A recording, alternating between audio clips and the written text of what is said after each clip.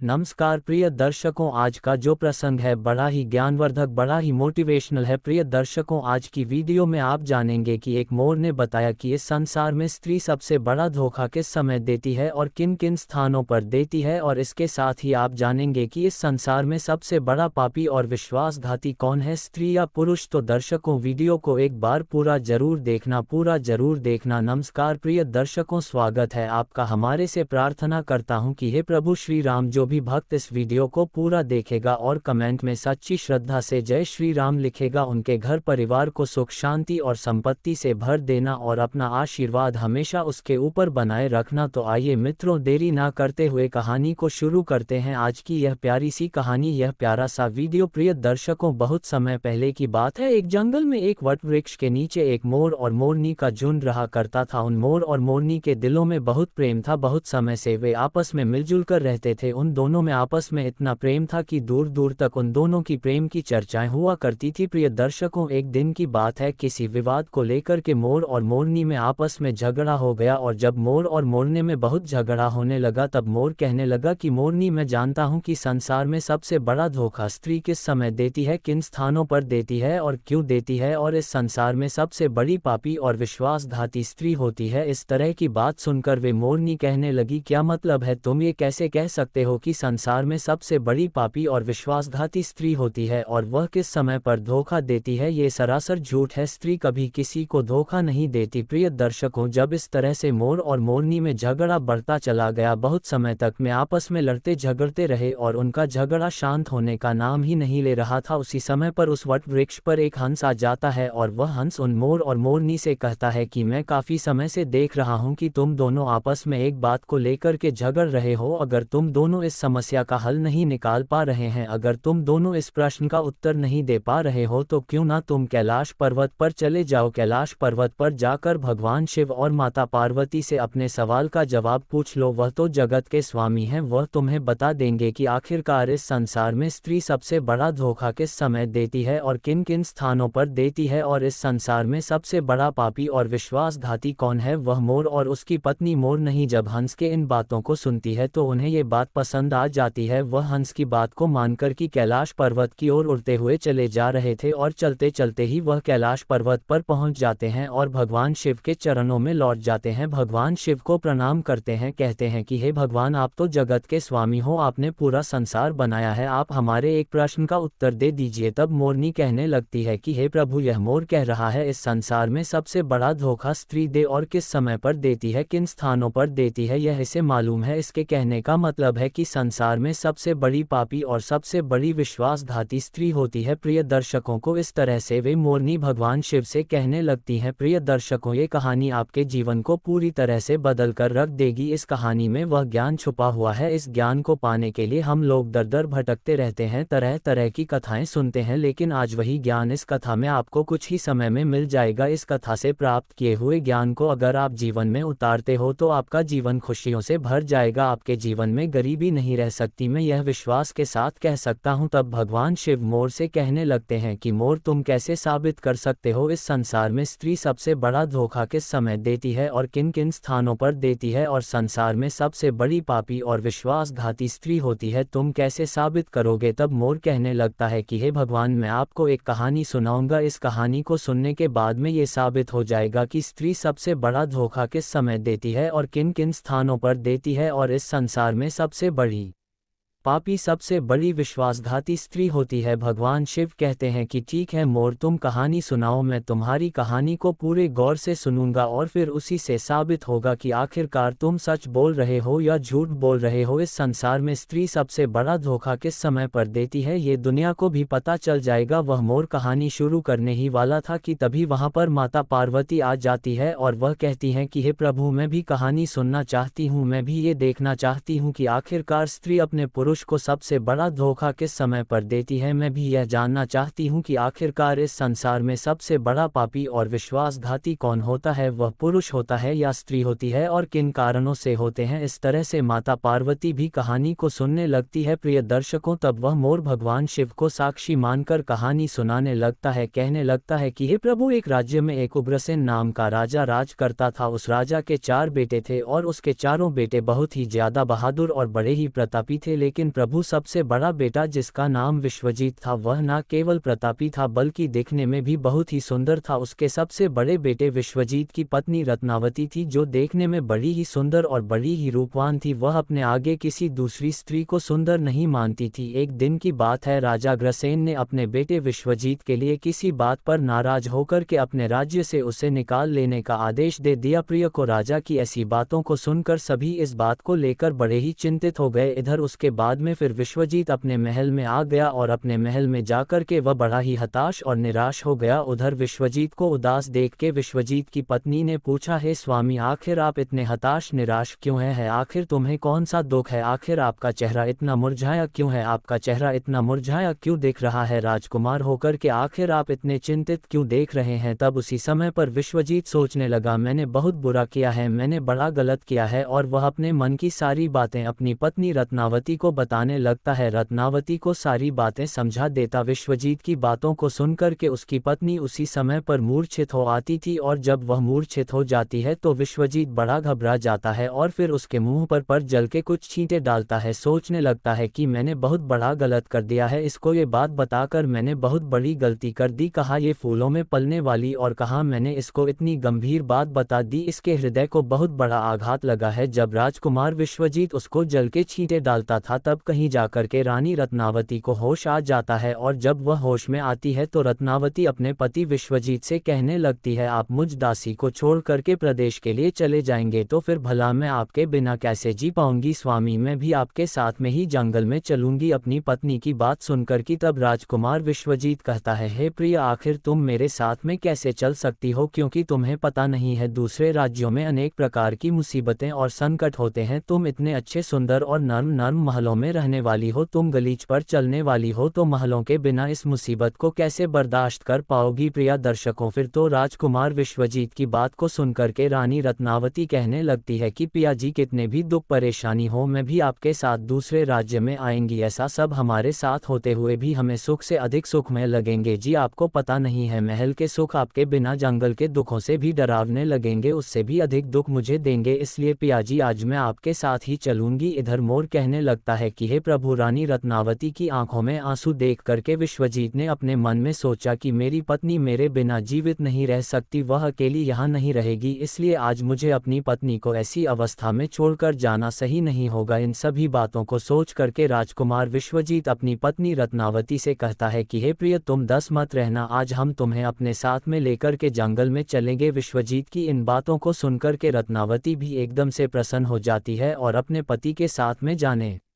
की तैयारी में जुट जाती है, तैयारी करने लगती है। अगली सुबह के लिए वे दोनों पति पत्नी राज्य से निकलकर एक जंगल में पहुंच जाते हैं और दोनों चलते चलते बहुत दूर निकल जाते हैं। तो दोनों चलते चलते बहुत थक भी चुके थे। फिर वह जंगल में एक बरगद के वृक्ष के नीचे विश्राम करने का निर्णय ले लेते हैं। वे दोनों लंबे सफर के कारण बहुत ज्यादा थके हारे हुए थे। उस समय पर ठंडी ठंडी हवा के झोंके भी चल रही थी। उसी समय ठंडी ठंडी हवा के झोंकों में उन दोनों पति पत्नियों को नींद भी आ गई। लेकिन प्रिय दर्शकों, कुछ देर के बाद में वहीं पर एक जहरीला सांप आकर के रानी रत्नावती को काट देता है। और इधर मोर कहता है कि हे प्रभु, अब आगे भी सुनिए। जब उस जहरीले सर्प ने रानी रत्नावती को डस लिया तो रानी रत्नावती एकदम से तड़पने लगी। पत्नी को दर्द से करा हुआ देखकर कि विश्वजीत की आंख एकदम से खुल गई। तब विश्वजीत रत्नावती को तड़पता हुआ देख करके और सांप को जाता हुआ देख करके एकदम से घबरा जाता है। कुमार विश्वजीत बहुत बेचैन हो जाता है। प्रिय दर्शकों, ऐसे दृश्य को देखते ही उसकी आंखों के सामने उसकी पत्नी की मृत्यु हो गई। इस प्रकार से अपनी पत्नी को मरी हुई देख के विश्वजीत ऊंचे ऊंचे स्वर में विलाप करने लगा। उसका रोना धोना सुनकर कि जंगल के शेर, भेड़िया और आदि जानवर उसे खाने के लिए आने लगे। फिर राजकुमार विश्वजीत ने अपने दिल पर पत्थर रख करके ये निश्चय कर लिया कि इस जंगल में मेरी जीवन संगिनी ही मर गई है तो फिर भला मैं जी करके क्या करूंगा। आज मैं अपनी पत्नी के बिना इसी जंगल में अपने प्राणों को भी त्याग दूंगा। ऐसा निश्चय करने के बाद में फिर वह अपनी पत्नी की लाश के पास से उठ जाता है और जंगल में जाकर के सूखी लकड़ियों को इकट्ठी करने लगता है और लकड़ियों को इकट्ठा करते करते रो रो कर कहता है कि मैं भी आज अपनी पत्नी के साथ में जल करके मर जाऊंगा। प्रिय दर्शकों, उसी समय पर वहां से दिव्य संत वहां से गुजर रहे थे। जब वे दिव्य संत विश्वजीत को रोते हुए देखते हैं तो वह कहने लगते हैं कि पुत्र, तुम क्यों रो रहे हो? इस भयानक जंगल में तुम क्यों विलाप कर रहे हो? अगर तुम ऐसे ही रोते रहे तो जंगल के जानवर तुम्हें अपना भोजन बना लेंगे। तुम्हें किस बात का दुख है? तुम क्यों रो रहे हो? तब राजकुमार विश्वजीत उस महात्मा से कहने लगता है कि है महात्मा, मैं राजकुमार विश्वजीत हूँ और मैं राजा उग्रसेन का बेटा हूँ। मेरी पत्नी को यहाँ एक जहरीले सर्प ने डस लिया है, जिससे मेरी पत्नी की मृत्यु हो गई है। हे महात्मा, मेरी पत्नी बड़ी चरित्रवान थी, बड़ी पतिव्रता थी, वह मुझे बहुत प्रेम करती थी और मेरे साथ आने के कारण उसकी मृत्यु हो गई है। हे महात्मा, ऐसी पत्नी मुझे दोबारा नहीं मिल सकती, ऐसी चरित्रवान स्त्री मुझे दोबारा इस संसार में कभी नहीं मिल सकती। इसलिए हे महात्मा, मैं भी अपनी पत्नी के साथ में मैं भी अपने प्राण त्याग दूंगा, मैं भी उसके साथ में अपनी जान दे दूंगा। महात्मा, मेरे पिता ने मुझे अपने राज्य से निकाल दिया है और इसलिए मेरी पत्नी इस जंगल में मेरे साथ आई थी और उस जगह पर आते आते उसे सर्प ने डस लिया, इसकी वजह भी मैं हूँ। अगर वह मेरे साथ ना आती तो शायद आज वह जीवित होती। प्रिय दर्शकों, में महात्मा कहने लगते हैं कि राजकुमार, तू बहुत ही बड़ा मूर्ख है और अज्ञानी भी है। ये संसार है, यहाँ तो इंसानों का आना जाना लगा ही रहता है। इस संसार में जितने भी मनुष्य आए हैं उन सभी मनुष्य के लिए शरीर को त्यागना ही होता है। इस बात को तभी जानता है। इस संसार में जो भी आता है वह अकेला आता है, कोई भी किसी के साथ में नहीं आता और ना ही कुछ लेकर जाता है और ना ही कोई किसी के साथ जाता है। फिर भी तुम आज मूर्खों की तरह मेरे सामने खड़े होकर के बातें कर रहे हो। महात्मा कहने लगते हैं कि हे राजकुमार, अगर तुम जीवित रहोगे तो तुम इस तरह की कई रानियों को अपने पास प्राप्त कर सकते हो, इस तरह की कई रानियां तुम्हें फिर से मिल सकती हैं। आज तुम मेरी बात मान लो और अपने प्राण त्याग हो। तब राजकुमार कहने लगता है कि नहीं महात्मा, मैं अपने प्राण जरूर दिया दूंगा, ऐसी रानी मुझे इस संसार में नहीं मिल सकती है। मेरी रानी बहुत ही चरित्रवान और बहुत ही पतिव्रता थी। तब महात्मा कहने लगते हैं कि हे राजकुमार, आज तुम मेरे कहने पर मरने का विचार त्याग। तो तुम्हें मालूम नहीं है, इस मानव शरीर को पाने के लिए देवता भी दिन रात बहुत ज्यादा इच्छुक होते हैं, तो फिर आप जानबूझकर इस शरीर को नष्ट क्यों करना चाहते हो। प्रिय दर्शकों, इस प्रकार से उस महात्मा के शब्दों को सुनकर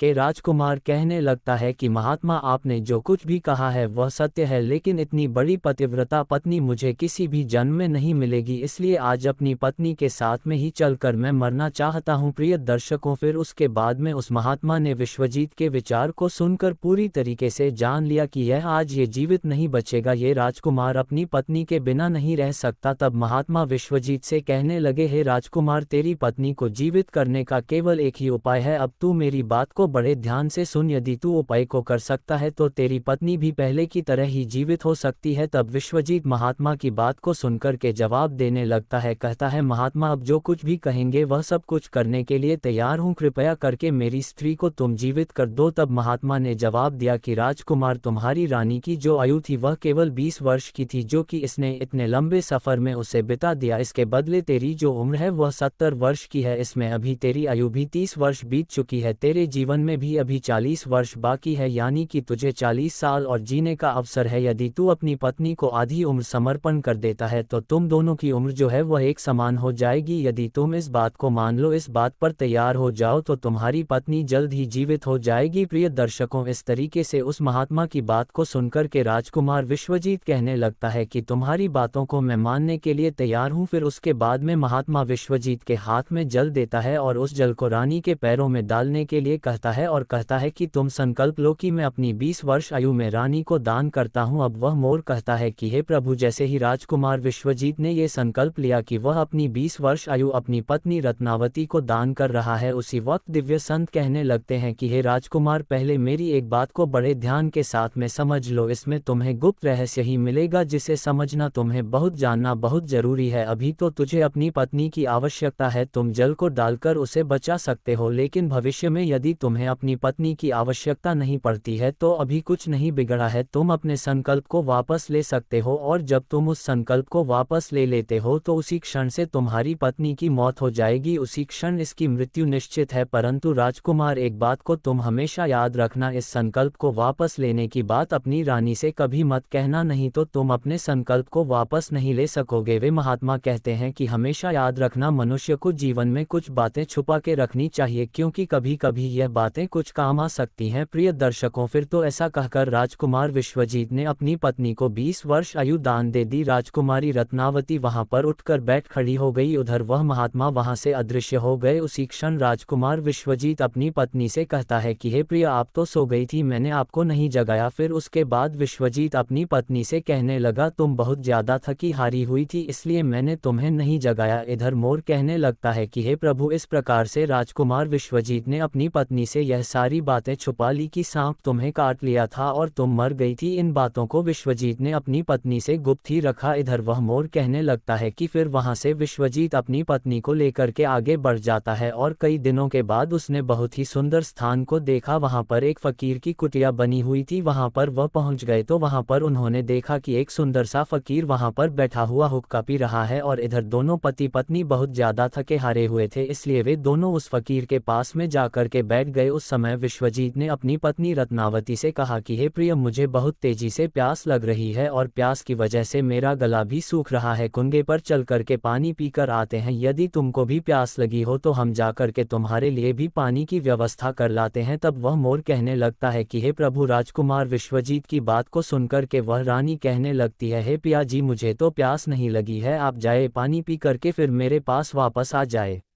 इसके बाद में रानी के जवाब को सुनकर के राजकुमार विश्वजीत एक लंबी सी रस्सी हाथ में लेकर के कुएं की ओर बढ़ने लगा। इधर राजकुमार विश्वजीत कुएं पर पानी पीने के लिए पहुंच गया तो उसी समय पर क्या हुआ, राजकुमारी रत्नावती उस फकीर की तरफ देख रही थी। इधर रत्नावती उस फकीर की सुंदरता को देख करके उस पर मोहित हो जाती है, अर्थात वह उसको पूरी तरीके से दिल दे बैठी। अब राजकुमारी रत्नावती उस फकीर से कहती है कि हे फकीर, आप तो यहाँ पर बड़ी खुशी से रहते हैं, बड़ी मौज से रहते हैं। तब वह फकीर कहने लगता है कि हे राजकुमारी, तुम भी यहाँ पर मेरे साथ बड़ी मौज से रह सकती हो। तब राजकुमारी रत्नावती कहने लगती है कि मैं रहना तो चाहती हूँ, लेकिन मेरे साथ में मेरा पति है, मैं तुम्हारे साथ में कैसे रह सकती हूँ। प्रिय दर्शकों, रानी की ऐसी बात सुनकर के वह फकीर समझ जाता है कि रानी उस पर आसक्त हो बैठी है। तब वह फकीर रानी रत्नावती के साथ में प्रेम लीला करने लगता है। तो उसी समय पर फकीर ने रानी से कहा कि आज मैं तुम्हें एक ऐसा उपाय बताता हूँ, तुम्हारा पति इस कुएं पर पानी पीने के लिए गया है, तुम अपने पति को जाकर के उसी कुएं में धकेल देना, इसके बाद में जो भी होगा हम उसे देखेंगे। इधर मोर कहता है फिर तो वह फकीर की बात सुनकर के रत्नावती ने कहा ठीक है, मैं ऐसा ही करूंगी। प्रिय दर्शकों, अब इतनी ही देर में राजकुमार विश्वजीत से पानी पी करके अपनी पत्नी के पास में आ गया तो उसी क्षण राजकुमारी रत्नावती भी कहने लगी कि जी, मुझे भी बहुत तेजी से प्यास लग रही, प्यास की वजह से मेरा भी गला सूख रहा है, तुमको पर वापस चलकर मुझे भी पानी पिलाओ। तो उसी वक्त पत्नी की बात को सुनकर के राजकुमार विश्वजीत कहने लगा कि प्रिय, मैंने तुमसे जाने से पहले ही पूछा था और तुमने पानी पीने को मना कर दिया था। यदि तुम्हें प्यास लगी है तो मैं अभी कुंगे पर जाकर के तुम्हारे लिए पानी का प्रबंध करके आता हूँ। पत्नी से इतनी बातचीत करने के बाद में विश्वजीत कुएं पर पानी लेने के लिए चला गया। तब रानी भी उसके साथ में पीछे पीछे चल दी और कहने लगी, अब मैं यहाँ पर बैठकर क्या करूँगी, मैं भी तुम्हारे साथ पीछे पीछे चलती हूँ। प्रिय दर्शकों, इधर वह मोर कहता है कि प्रभु राजकुमार विश्वजीत जो था वह अपनी पत्नी के प्रेम में बहुत बुरी तरह पागल था। फिर उसको ये कहाँ मालूम था कि मेरी ही पत्नी मेरे ही प्राण लेने के लिए मेरे पीछे पीछे आ रही है। प्रिय दर्शकों, हमारे विद्वानों ने सच कहा है, स्त्रियों के त्रियाचरित को देवता भी नहीं समझ पाए तो आखिर मानव क्या चीज़ है। स्त्रियों के जाल में अच्छे से बड़े बुद्धिमान भी फंस जाते हैं। अब राजकुमार विश्वजीत कुएं पर जाकर के पानी भरने के लिए बाल्टी नीचे डालता है तो उसी क्षण राजकुमारी रत्नावती ने अपने पति विश्वजीत को धक्का मार दिया और उसे कुएं में धकेल दिया और ऐसा करने बाद में खुद लौटकर करके उस फकीर के पास में पहुंच जाती है और वह फकीर उस रानी को अपने साथ में लेकर के एक राज्य में जाकर के रहने लगता है। वहां पर वह दोनों ही बड़ी हंसी खुशी के साथ में प्रेम पूर्वक रहने लगते हैं। उस फकीर ने उस रानी रत्नावती को बहुत ही अच्छा सा नृत्य करना सिखा दिया। अब तो वह रानी जो थी बहुत ही बड़ी नृत्यांगना बन गई है, नगर में नाचने के मामले में सबसे ज्यादा प्रसिद्ध हो गई। इस तरीके से रानी के नृत्य रूप के कारण उस फकीर के पास में लाखों करोड़ों रुपए बन गए हैं। अब तो रानी जो थी उस फकीर के पास में बड़ी ऐशो आराम से मस्ती के साथ में रहने लगी। जिस समय रानी ने अपने पति विश्वजीत को उस कुएं में धकेल दिया था तब संयोग से उस समय कुएं पर एक जंजीर में लटकी हुई थी। विश्वजीत ने कुएं में गिरते समय उस जंजीर को पकड़ लिया था और उस जंजीर को पकड़ करके लटका हुआ था। अब तो विश्वजीत उस कुएं में भगवान को याद करके सोचने लगा, हे प्रभु, क्या यही मेरे प्यार की सजा है। अब कुछ देर बाद में बंजारों की एक टोली वहां पर आ गई। उन बंजारों के झुंड में से एक बंजारा अपनी बाल्टी लेकर के उस कुएं की ओर बढ़ने लगा तो कुएं के नजदीक आकर के उसने अपनी बाल्टी उस कुएं में पानी भरने के लिए डाल दी। तब उसी समय पर विश्वजीत ने उस बाल्टी को अपने हाथों से पकड़ लिया। अब तो बंजारा इस दृश्य को देखकर एकदम से चौंक गया और उसने पूछा कि भाई, आखिर तुम कौन हो। तब राजकुमार जीत ने जवाब दिया, भाई, मैं बड़ी मुसीबत का मारा हूँ, कृपया करके मुझे यहाँ से निकालो और मेरी जान को बचा लो। यदि आज तुमने मेरी जान बचाई तो मैं तुम्हारा एहसान पूरी जिंदगी भर नहीं भूलूंगा। प्रिय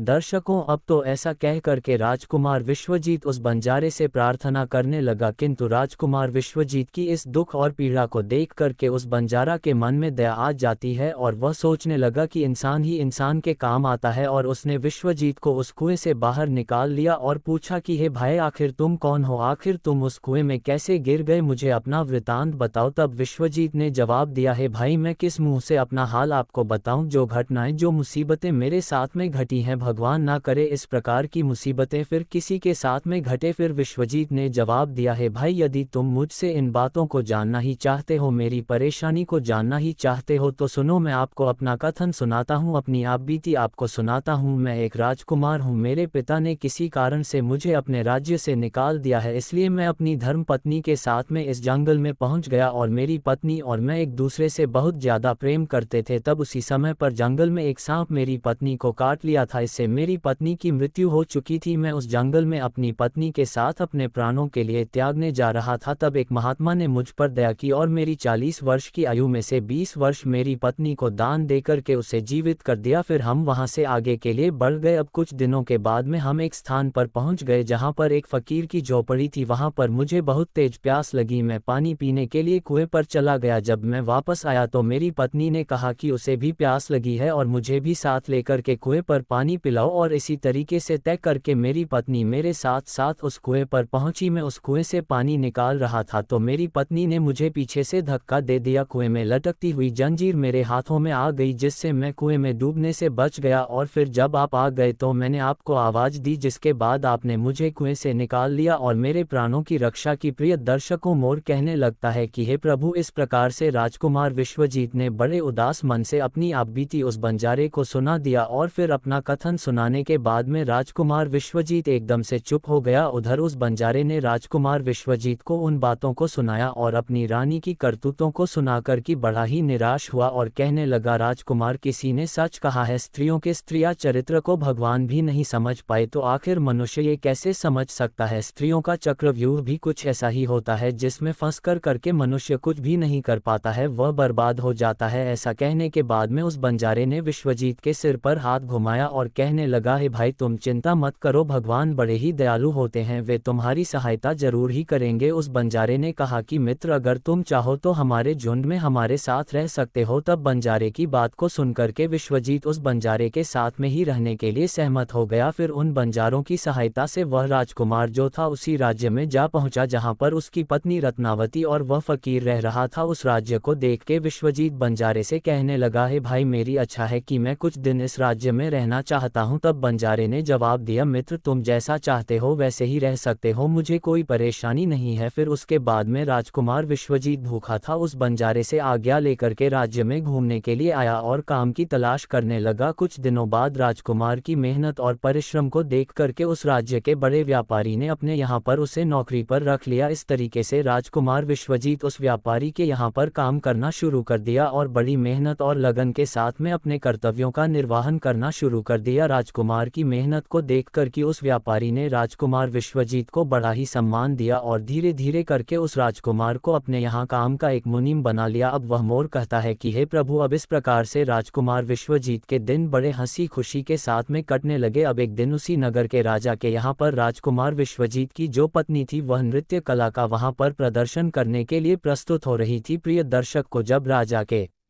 यहाँ पर राजकुमारी रत्नावती का नृत्य होने वाला था, तब राजा ने उस शहर के सभी बड़े से बड़े व्यापारी अपने यहाँ पर नृत्य देखने के लिए निमंत्रण दिया था। प्रिय दर्शकों, राजकुमार रत्नावती के नृत्य की प्रशंसा उस पूरे नगर में हो रही थी। पूरे राज्य में वह सबसे बड़ी नर्तकी और सबसे प्रसिद्ध भी बन चुकी थी। तब सेठ राजकुमार विश्वजीत से कहता है कि मैं राजा के यहाँ पर नृत्य देखने के लिए जा रहा हूँ, अगर तुम भी दरबार में चलना चाहते हो तो चल सकते हो। तब राजकुमार विश्वजीत कहता है कि क्यों नहीं, मैं भी इसी बहाने से नृत्य देख लूंगा, अगर मुझे भी तो पता चले कि इतनी खूबसूरत नृत्य का कौन है, इसकी पूरे राज्य में चर्चा हो रही है। इस प्रकार से राजकुमार विश्वजीत अपने सेठ के साथ में राजा के दरबार में पहुंच गया। तब रानी ने एक अप्सरा के समान दरबार में अपना नृत्य प्रदर्शन किया और बड़े ही आनंद भरे स्वर में कई गानों को उसने प्रस्तुत किया। अब तो उसके गाने को सुनकर के वहां पर जितने भी लोग थे वह बड़े ही आश्चर्य में आ गए और सभी सेठ और विद्वान लोगों ने भी राजा के दरबार में सभी समाज के लोगों ने उसके नृत्य की बड़ी ही प्रशंसा की। तब उसी क्षण राजकुमार विश्वजीत ने भी अपने हाथ से एक अंगूठी उतारी, इसमें एक हीरा जड़ा हुआ था। उसने उस अंगूठी को उतार करके रानी रत्नावती को भेंट कर दी। उसके बाद में राजकुमारी रत्नावती ने उस अंगूठी को पहचान लिया और मन ही मन में विचार करने लगे, ये तो बहुत बड़ी आश्चर्य वाली बात है, आखिर मेरा पति तो जिंदा है और वह यहाँ पर पहुँच गया है। यदि उसने मुझे आज पहचान लिया तो वह मुझे जीवित नहीं छोड़ेगा, इसलिए मुझे कुछ ऐसा क्षत्रिय चरित्र रचना चाहिए जिससे मेरे पति को मारा जा सके। अब तो राजकुमारी रत्नावती ने अपने मन में विचार किया, अब मैं यहाँ के राजा के लिए एक ऐसा सुरीला गाना और बड़ा ही अच्छा नृत्य दिखाऊंगी जिससे राजा प्रसन्न होकर के मुझे कुछ मांगने के लिए बोलेगा। तब मैं राजा से आदेश दिलवा कर उसे मरवा दूंगी। बाद में राजकुमारी ने एक बहुत ही सुरीला गाना और बड़ा ही मधुर नृत्य दिखाया। प्रिय दर्शकों, रानी की इस बसंत बहार को सुनकर कि वह बड़ा ही प्रसन्न हुआ। अब तो रत्नावती से राजा कहने लगा, है नृत्यांगना, मैं तुम्हारे इस नृत्य को देख के बड़ा ही प्रसन्न हूँ, आखिर तुम मुझसे क्या मांगना चाहती हो। तब राजकुमारी रत्नावती ने जवाब दिया कि राजा साहब, यदि आप मुझसे प्रसन्न हो तो सबसे पहले मुझे एक वचन दीजिए, जो मैं आपसे मांगूंगी आप मुझे वही देंगे। रत्नावती ने जवाब दिया, इस सभा में मेरा एक शत्रु है, कृपया करके महाराज मेरे मांगने पर उसको फांसी की सजा दे दीजिए। तब राजा ने कहा, तो उस चोर को बुला करके मेरे सामने लाओ। तब उस रानी ने राजकुमार विश्वजीत का हाथ पकड़ा और उसे बुला करके राजा के सामने लिए पहुंची। उसी क्षण राजा ने अपने सैनिकों को आदेश दिया कि तुरंत ही इस चोर को जल्लादों के सामने ले जाओ, रानी के इस चोर को फांसी पर चढ़ा दो। प्रिय दर्शकों, इसी बीच में विश्वजीत का जो सेठ था वह भी वहां पर पहुंच गया। दौड़ता हुआ विश्वजीत के पास में गया और उससे पूछा कि आखिर तुमने इस नाचने वाली का क्या चुराया है जिसकी वजह से वे तुझे अपना शत्रु बता रही हैं और वह तुझे मरवाना चाहती है। तब राजकुमार विश्वजीत ने अपने मालिक को जवाब दिया कि हे मालिक, मैंने उसका कुछ नहीं चुराया है, बस इस राजा को अब इतना समझा लो कि मुझे सजा देने के पहले मेरी दो बातों को गौर से सुन ले, हो सकता है मेरी जान बच जाए। अब तो विश्वजीत का मालिक इन बातों को सुनकर के अपने साथी व्यापारियों से इस विषय में कुछ चर्चा करने लगा। उस सेठ ने कहा कि मित्रों, या तो राजा न्याय करें या फिर हम सभी शहर को छोड़ करके इस शहर से कहीं और चले जाएंगे। इस प्रकार से सभी व्यापारी इकट्ठे होकर के राजा के पास में पहुंच गए और राजा से जाकर कहने लगे, हे राजन, हमारा मुनीम जो है वह एक निर्दोष है और आपने उसे मरवाने का आदेश दे दिया है। वे कह रहा है कि राजा से वह दो बातें कहना चाहता है, यदि इन दो बातों को सुनने के बाद में आपको उस पर कोई अपराध लगे तो आप उसे मरवाना चाहे तो आप उसे मरवा सकते हो, उसके मरने के पहले उसकी दो बातों को आप जरूर सुनिए। प्रिय दर्शकों, फिर राजा ने व्यापारियों की बात सुन के कहा, ठीक है, तुम अपने मुनीम को मेरे पास में बुलवा दो। तब विश्वजीत को बुला करके राजा के सामने खड़ा किया गया। तब राजा ने जवाब दिया, तुम जो भी कहना चाहते हो वह खुले शब्दों में मेरे सामने कहो। तब उसी समय राजकुमार विश्वजीत ने जवाब दिया कि महाराज, आखिर मैंने कौन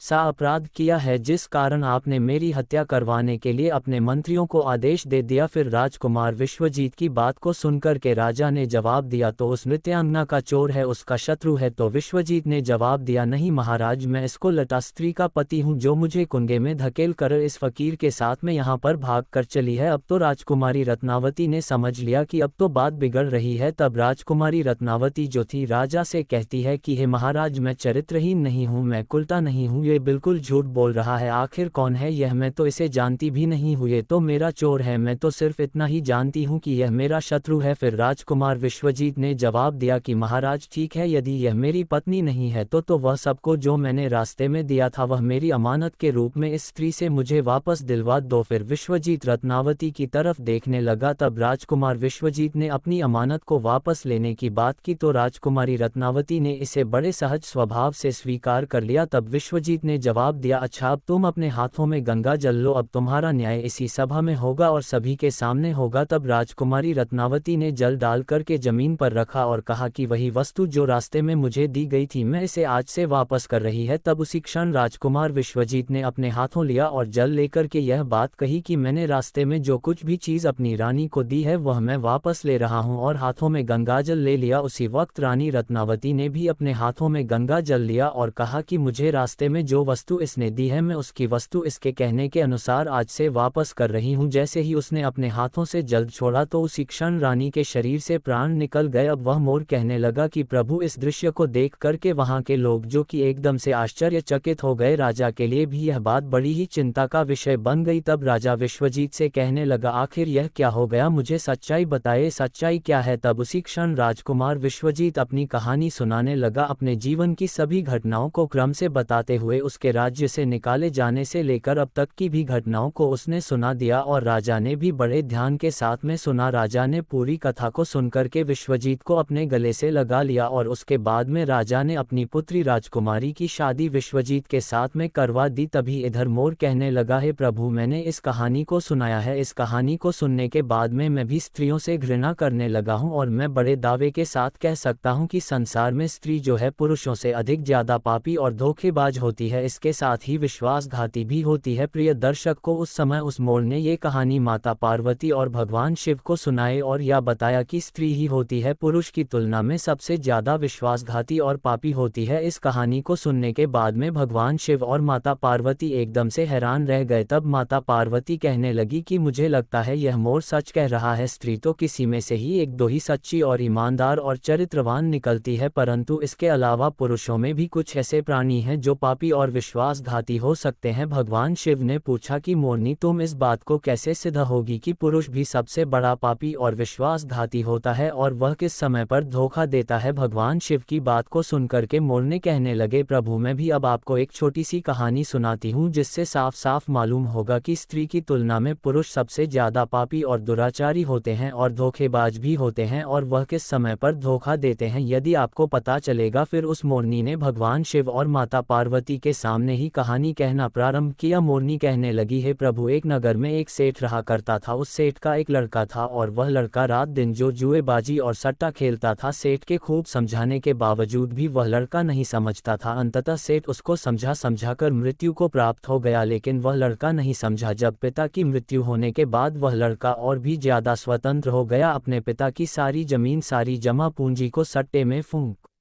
दिया। सट्टेबाजी में ही पूरी जमा पूंजी को लगा दिया और बर्बाद होकर के जमीन दौलत सब कुछ बेच करके के बस सट्टेबाजी में लग गया और गांव छोड़कर निकल गया। जब वह लड़का गांव छोड़कर निकल जाता है तो दोबारा लौट करके उस गांव में नहीं आता है। घूमता घूमता वह एक नगर में पहुंच जाता है। उस नगर के राजा के महल के सामने जाकर बैठ जाता है। राजा उस लड़के को देखता है और देखने के बाद राजा सोचने लगता है कि यह लड़का बड़ा सुंदर है, हो सकता है या तो कोई सेठ का लड़का हो या किसी राजा का लड़का। राजा इसी बात को सोचकर उस लड़के को अपने पास बुलाता है। सैनिक उस लड़के को राजा के पास लेकर के जाते हैं। राजा उस लड़के से पूछता है, भाई, तुम कहाँ से आए हो? दिखने में बड़े सुंदर हो, सीधे साधे लगते हो। तुम कौन हो, कहाँ से आए हो, तुमको क्या परेशानी है? लड़का राजा को जवाब देता है। वह राजा से कहता है, राजा साहब, मैं एक बहुत बड़ा व्यापारी हूँ। रास्ते में कुछ गुंडों ने, कुछ लुटेरों ने मिलकर के मेरा सामान लूट लिया है और मैं यहाँ पहुँच गया हूँ। प्रिय दर्शकों, उस लड़के की इतनी बात सुनकर राजा उस लड़के पर विश्वास कर लेता है। लड़का राजा से कहता है कि राजा साहब, मेरा सारा सामान लुटेरों ने लूट लिया है। मेरे पास कुछ भी नहीं है, खाने को भी मेरे पास कुछ भी नहीं बचा है। सब कुछ लुटेरों ने लूट लिया है। मुझे मेरे गांव जाने के लिए भी पैसे नहीं है। राजा उस लड़के की बात पर विश्वास कर लेता है। लड़का कहता है, यदि राजा साहब आप मेरी थोड़ी सी सहायता कर दें तो मैं अपने गाँव तक जा सकता हूँ और आपका बहुत ही भला होगा, आपकी बड़ी कृपा होगी। प्रिय दर्शकों, राजा लड़के के झांसे में आ जाता है। राजा सोचने लगता है कि लड़का व्यापारी है और बड़ा सुंदर भी है। उस राजा का कोई लड़का नहीं था, सिर्फ एक लड़की थी। वह राजा सोचने लगा कि मेरी मृत्यु के बाद मेरे राज्य को ये लड़का बड़े आराम से संभाल सकता है, क्योंकि लड़का सुंदर भी है और ज्ञानी भी है, बड़ा व्यापारी भी है। यही बात सोचकर वह सोचने लगता है कि क्यों ना मैं अपनी लड़की की शादी इस लड़के से करवा दूं और यह मेरा घर जमाई बन करके रह सकता है और आने वाले समय में यह मेरे राज्य को भी संभाल सकता है। यही सोचकर राजा उस लड़के से कहता है, बेटा, मैं अपनी पुत्री की शादी तुम्हारे साथ कर दूं तो तुम्हें कोई आपत्ति नहीं है? प्रिय दर्शकों, लड़का ये बात को सुनकर मन ही मन में अंदर ही अंदर बड़ा खुश होने लगता है। लड़का राजा से कहता है, राजा साहब, मैं तैयार हूँ, यदि आपका हुक्म है, आपका आदेश है तो मैं कैसे मना कर सकता। प्रिय दर्शकों, राजा अपनी पुत्री की शादी उस लड़के से करा देते हैं। काफी सारा धन दौलत और दास दासियां देकर अपनी पुत्री को उस लड़के के साथ राजा विदा कर देते हैं। प्रिय दर्शकों, जब लड़का राज की पुत्री को लेकर के जाता है तो रास्ते में उन्हें एक जंगल पड़ता है। उस जंगल में वह लड़का उस राजा की पुत्री से कहता है, देखो, अब तुम मेरी पत्नी हो और पत्नी का ये धर्म होता है कि वह पति की हर बात का पालन करे। लड़का कहता है, ये घना जंगल है और इस जंगल में लुटेरे बहुत ज्यादा होते हैं। इसी जंगल में मेरा भी सारा सामान लुटेरे लूट कर ले गए थे, इसलिए आपके पास जितने भी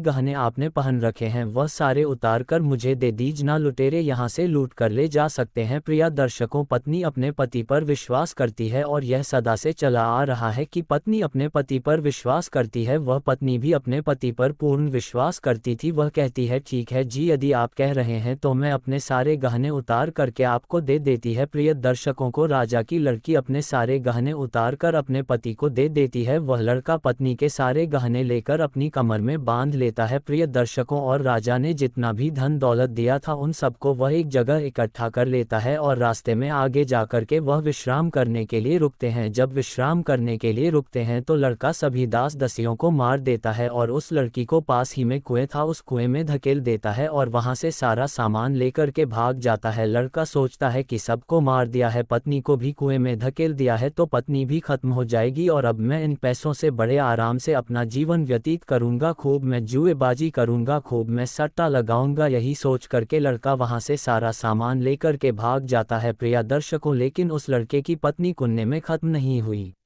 उसने एक डाल को पकड़ लिया और जोर जोर से चिल्लाती रही कि मुझे कोई कुन्ने से बाहर निकालो। प्रिय दर्शकों, रास्ते में कुछ लोग जा रहे थे, उन लोगों ने उस लड़की की आवाज़ सुनी और उस लड़की को कुएं से बाहर निकाल लिया। लड़की वापस अपने राज्य में पिता के घर पहुंच जाती है। उस लड़की का पिता उस लड़की से पूछता है और कहता है, पुत्री क्या हो गया, तुम वापस कैसे चली आई? वह लड़की कहती है, पिताश्री, रास्ते में हमें कुछ गुंडे मिल गए थे और गुंडों ने हमारे साथ दुर्व्यवहार किया, सभी दास दसियों को खत्म कर दिया और मुझे कुएं में धकेल दिया और मेरे पति का कोई पता नहीं है। प्रिय दर्शकों, वह लड़की पतिव्रता थी, इसलिए उसने उस घटना के बारे में अपने पिता को नहीं बताया। कुछ समय के लिए वह लड़की अपने पिता के घर रहने लगी। कुछ समय निकालने के बाद वह लड़का फिर से उस राजा के द्वार पर आता है, अपने ससुर के राज्य में आता है। प्रिय दर्शकों, वह जितना भी धन लूट के ले गया था उसने सबको जो आबादी सट्टेबाजी में उड़ा दिया था। जब एक भी पैसा उसके पास नहीं बचा तो वह लड़का फिर से अपने ससुर के पास आता है। वह सोचने लगता है कि आप ससुर से जाकर यह कहूंगा कि ससुर जी अपनाना बनने वाले हैं। इस बात को सुनकर ससुर जी मुझे फिर से बहुत सारा धन देंगे और इस धन से मैं फिर से अय्याशी करूंगा। यही सोचकर वह लड़का फिर से उस राजा के द्वार पर आता है, लेकिन उस लड़के को द्वार पर ही उसकी पत्नी मिल जाती है। वह लड़की अपने पति को देखकर पहले तो थोड़ा गुस्सा होती है और बाद में अपने पति को बुलाकर कहती है, देखो जी, मैंने अपने पिता को ऐसी कोई बात नहीं बताई है। मैंने अपने पिता से यह कहा है कि हमें रास्ते में कुछ लुटेरों ने लूट लिया है और दास दसियों को मार दिया है और मुझे कुएं में धकेल दिया है और मेरे पति का कुछ पता नहीं है। यही बात आपको भी मेरे पिता से कहनी है। प्रिय दर्शकों, लड़का अपनी पत्नी की इस बात को सुनकर बड़ा खुश होता है, सोचने लगता है कि मेरी पत्नी तो वास्तविकता में पतिव्रता है। प्रिय दर्शकों, लेकिन कुत्ते की पूंछ को कितने वर्ष भी आप सीधा करके रखो लेकिन वह टेढ़ी की टेढ़ी ही निकलती है। कुत्ते की पूंछ कभी भी सीधी नहीं हो सकती, इसी तरीके से ये लड़का भी कभी सीधा नहीं हो सकता। ये लड़का फिर से राजा के पास जाता है और पत्नी ने जो बात कही है वही बात राजा से कहता है। प्रिय दर्शकों, लड़के की बात पर राजा विश्वास कर लेता है। प्रिय दर्शकों, लड़का अपनी पत्नी से फिर से कहता है कि देखिए, मैं आपको लेने के लिए आया हूँ, मुझे अपनी गलती का एहसास है। पता नहीं ऐसा क्या हुआ था मेरे साथ जो मैंने आपके साथ ऐसा व्यवहार किया, लेकिन मुझे अब मेरी गलती का एहसास हो गया है। मैं आपको लेने के लिए आया हूँ, आपको कल सुबह ही प्रातः काल ही मैं यहाँ से लेकर जाऊँगा, आप तैयार रहिएगा। अब आप जाकर सो जाए। प्रिय दर्शकों, सारे घर वाले सो जाते हैं, राजा सो जाता है, उसकी पत्नी सो जाती है। अब वह लड़का आधी रात को उठता है और राजा की तलवार से राजा की गर्दन काट देता है, अपनी पत्नी की गर्दन काट देता है। सभी को मारने के बाद वहां से सारा धन और उस स्त्री के गहने चुरा करके फिर से अपने गांव लौट आता है। इस प्रकार से मोरनी कहने लगती है, अब आप बताइए कि संसार में सबसे बड़ा पापी और विश्वासघाती कौन है? अब न्याय आपके हाथ में है, अब आप ही बताइए कि संसार में सबसे बड़ा पापी और विश्वासघाती कौन है? तब भगवान शिव कहने लगते हैं कि मैंने तुम दोनों की कहानी बड़े ही ध्यानपूर्वक सुनी है कि दोनों का न्याय करता हूँ। सच में संसार में स्त्री पुरुष के बीच में सबसे ज्यादा पापी और विश्वासघाती कौन होता है, ये तो स्पष्ट करना मुश्किल है। तब भगवान शिव कहते हैं कि बिना किसी शंका के ये सत्य है कि इंसान की सोच जब उसके स्तर से नीचे गिर जाती है तो वही इंसान पापी और विश्वासघाती होता है। चाहे स्त्री हो या फिर पुरुषों को, मनुष्य को किसी भी प्रकार के पाप करने से पहले यही सोचना चाहिए कि क्या वह सही कर रहा है या फिर नहीं। पापी और विश्वासघाती होने के लिए मनुष्य में कोई जाति नहीं होती है, उस इंसान की सोच और प्रीति भाव का परिणाम होता है। प्रिय दर्शकों, वास्तव में इंसान की सोच ही उसके स्तर से नीचे गिर जाती है तो वही इंसान पापी और विश्वासघाती बन जाता है, चाहे वह स्त्री हो चाहे वह पुरुष। प्रिय दर्शकों, इस प्रकार से भगवान शिव उस मोर मोरनी का न्याय करते हैं। मित्रों, तो उम्मीद है आपको ये कथा, ये कहानी अच्छी लगी होगी। तो मित्रों, ये थी आज की ज्ञानवर्धक वीडियो। अगर आप ऐसे ही रोचक कहानियों का लाभ अधिक